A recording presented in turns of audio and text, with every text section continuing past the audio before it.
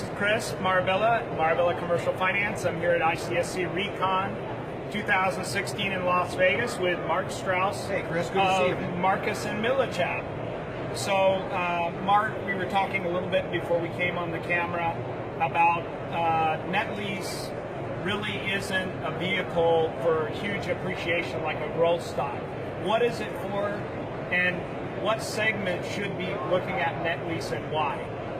Of the population. I think the population that needs to look at net lease today is the baby boomer generation that's accumulated a lot of wealth, maybe through inheritance or through good old hard work or through just accumulation of stock values in their portfolio. So now's the time, instead of looking to continue to grow that big pot of money, is let's secure that pot of money, make it safe for the long run, and buy net leased investment so you get cash flow and live off that cash flow. That's what you're going to need going into the future, and maybe save 10% of that money every year to grow the pot of money, but not try to think I'm going to get huge capital appreciation. I'm going to get a huge capital gain. Right. That's not what net lease is for. It's for income, right? To live, security, possibly travel in your golden years. What would you say demographically? What age group are you dealing with on these net lease deals? Probably the average age between 50 to 60 for a big part of it. Of course, we're dealing with the older population in their 70s who built the centers still, and now it's time they want to get out. But the demographic that we like dealing with is that 50 to 60 demographic who's saying, what am I going to do? How am I going to get cash flow for the future? And you probably deal with, there's many different buyers in the net lease space. There's coupon clippers that are kind of, like we said, just going to coupon clip, return on net income.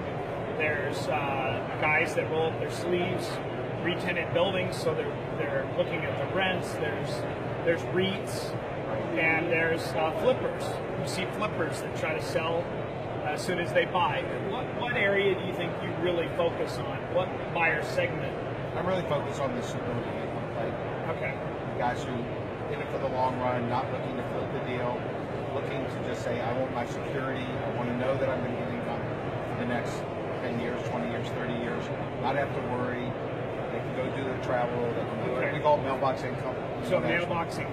And what are your favorite, I guess there's many different credits, but right now for smaller, maybe $1 million to $3 million, the quick service restaurant space. Now, would you say corporate or franchise? Depends. Okay. There's some really good franchise out there.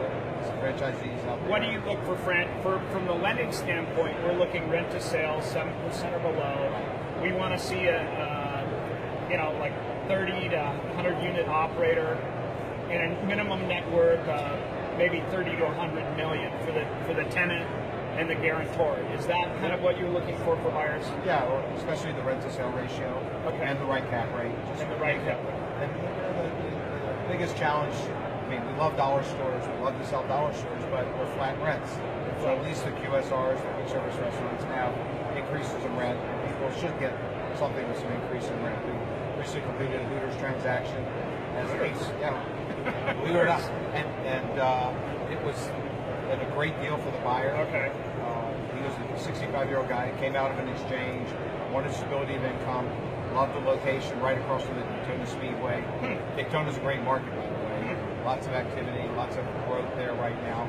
And his feeling was men are always going to drink beer. And that's probably right. We love our beer, don't we? Love our beer. We love our beer. Have you heard anything on the 1031 legislation?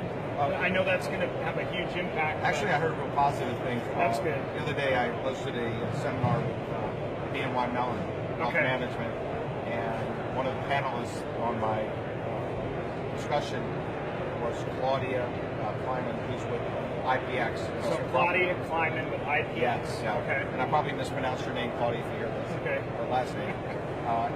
She said her president of IPX recently met with Paul Ryan, explaining why it would be really detrimental to get rid of the 1031 exchange laws, and Paul Ryan actually understood, and they said they are continuing to lobby, continuing to meet, and we don't think it's imminent that they're going to change. So you politicians out there, please look after the commercial real estate industry and repeal the any of that legislation, because we really need the 1031 exchange vehicle.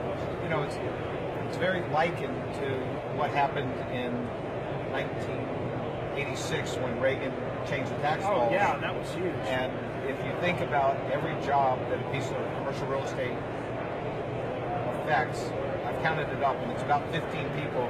By not having 1031 exchange laws, you're going to diminish the level of transaction volume by 30 to 40%. Our firm did $37 billion in transactions last year. To diminish that by 30 or 40%, you're probably going to throw anywhere hundreds, thousands and thousands of people out of work all across the country.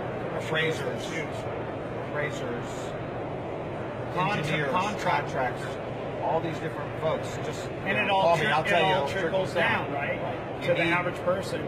So even though the average person maybe is not involved in commercial real estate, in a way they are, they're the shoppers, they're the workmen, the lenders, the framers, the concrete, the roofing, everything. Yep. We need the 1031 laws to say exactly where they are.